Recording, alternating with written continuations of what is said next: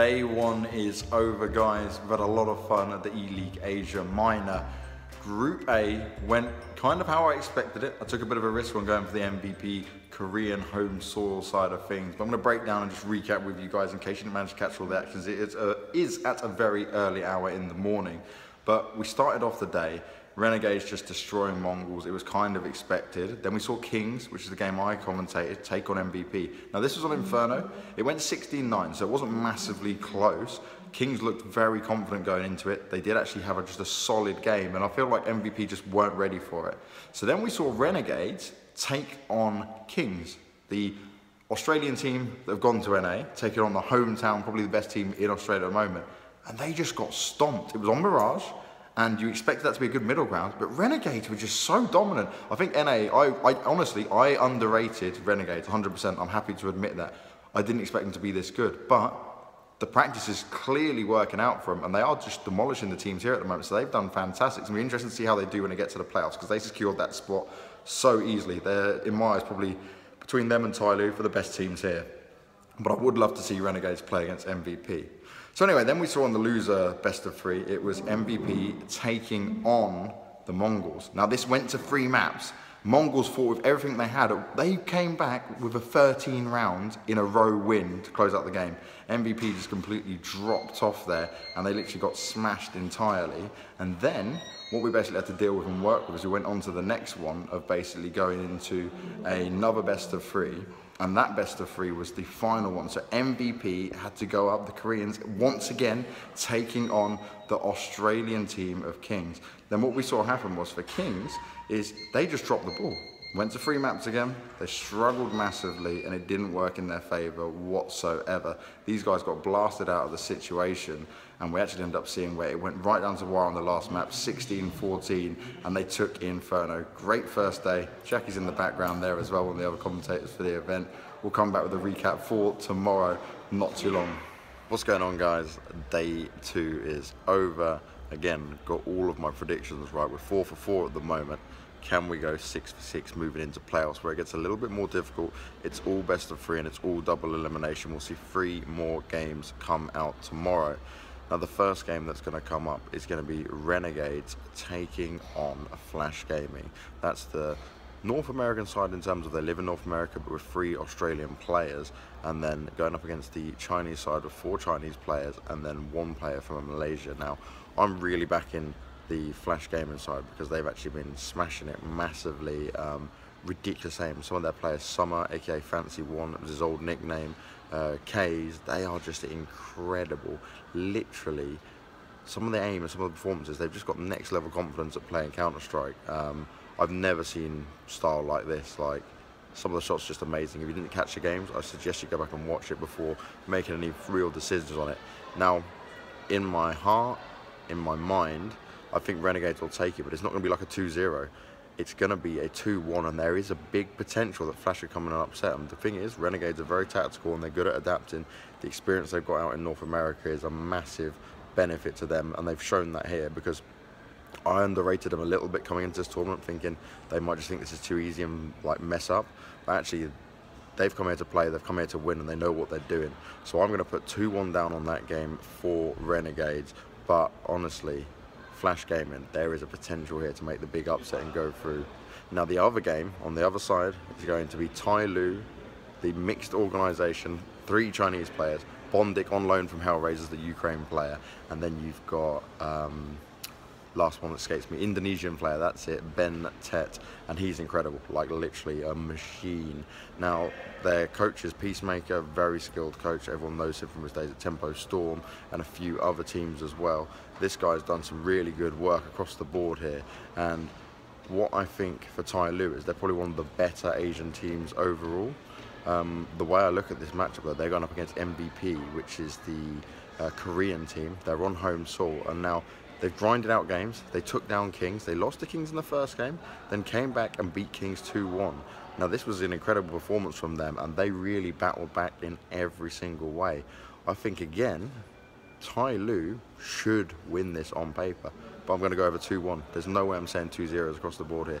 The biggest potential for a 2-0 is Renegades if Flash just can't handle it, but definitely Tloo versus MVP.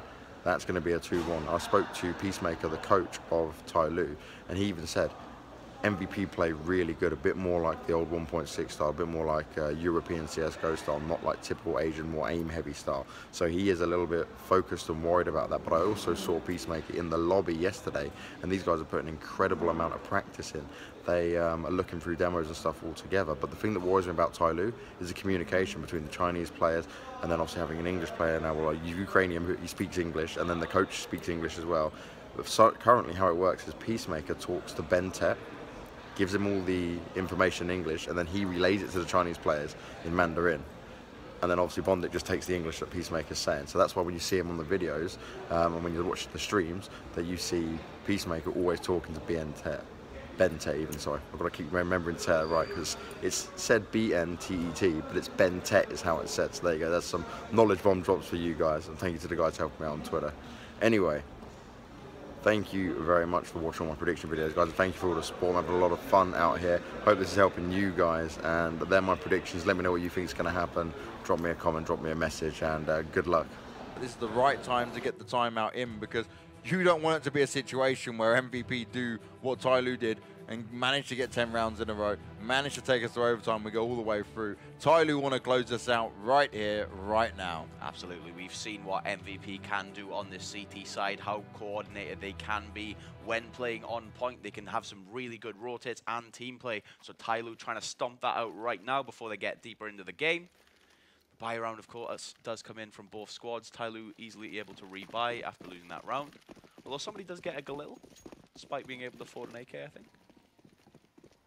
Maybe he just prefers it on train, you never know. Yeah, just like, oh, I want to play with this today. Don't need an AK-47. Now MVP, they've got a pretty good buy on their hands here. But they've had good buys already before, and they've been destroyed. The last round, Tloo took 4 kills himself, single-handedly holding that B bomb site. He's not going to be able to do that every single round, and that is the key here, because MVP, the rest of the team now need to take some motivation from what he just did and bring their A game. Yeah, absolutely. Unfortunately, Tloo is not going to be able to get you 4 kills every round, so you're going to have to find another way to win these CT rounds. With another 10 in hand, you must complete if you want to go to OT. Tloo getting their smokes out, dropping their flashes down, pushing forward into this A bomb site. The Flames are keeping him at bay from Pop Dog at the moment. Captain Mo backed up by DD, eager to push in and find himself some CTs to dome. Zeph unable to do anything because somebody with that Galil manages to make 2 kills. That's swift, that's fast. Solo trying to reply. Mo on to Perry though, 2 versus 4. This could be it. Tloo are looking to put an end to it as Solo falls. Only Tloo remains and Bondic cleans it up. 16-5. Good game is called, and MVP will be sent packing to the lower bracket as Tloo make their domination, and they confirm it in style on train. 16-5. Yeah, despite that dramatic start to the first map from MVP, starting to think that maybe Tloo had something to worry about, that experience does shine through from this #1 Chinese squad. Finishes off that first map and then a convincing win on this second map, 16-5, winning the best of 3, 2-0.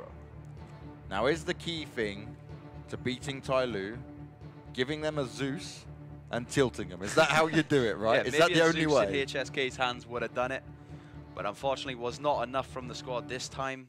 We did not see enough from that trio. We always go to Solo, Tloo, Perry. Yep. Although we saw some moments of brilliance from Tloo especially. Nothing really to talk about in that second map. No, I got to be honest, that map was just Tloo playing their game, playing the aim game, winning the aim duels, and MVP, their T-side was just run here, oh, we died. Run here, oh, we died. They started to make a bit of a comeback, but again, their T-side is just non-existent. That's the only way to say it. I don't know what Termi had prepared for them previously. We didn't even see him in the timeouts pull out a tactical book. Maybe they just didn't expect to take this or get this far. I honestly don't know, because surely you would have prepared for this. Either that or just Tloo had really tilted in cash and they were just going to close us out 2-0 very simply like this. Yeah, definitely. And they need to see some changes on their T side. The AWP we talked about a lot. going somewhere else instead of just literally every T round. It almost felt like we were saying 4 one side of the map, 1 lurking, waiting for the rotators. Oh, he died of the rotators. Now the round's over because your team are alone and they're pushing into a side that's already covered.